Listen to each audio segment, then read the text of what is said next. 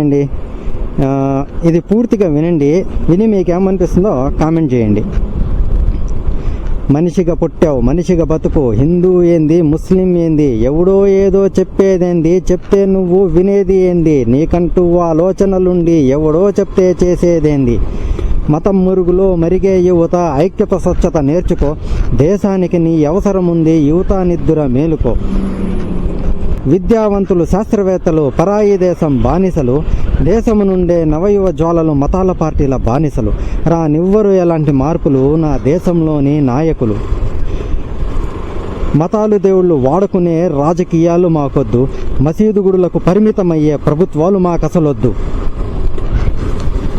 పుట్టాలి ప్రజల ఆకలి తీర్చి ఒక్కటి చేసే నాయకులు, పాతాళానికి తొక్కబడాలి విభజన దోపిడీ నాయకులు.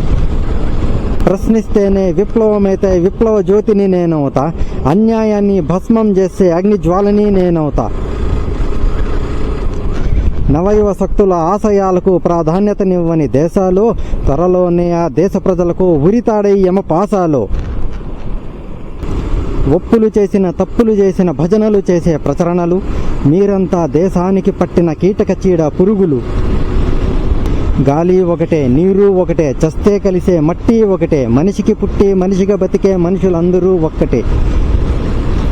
దేశానికి నీ అవసరం ఉంది, యువత నిద్ర మేలుకో, ప్రశ్నిస్తేనే సాధన ఉంది, ప్రశ్నించడము నేర్చుకో. ఇన్ఖిలాబ్ జిందాబాద్.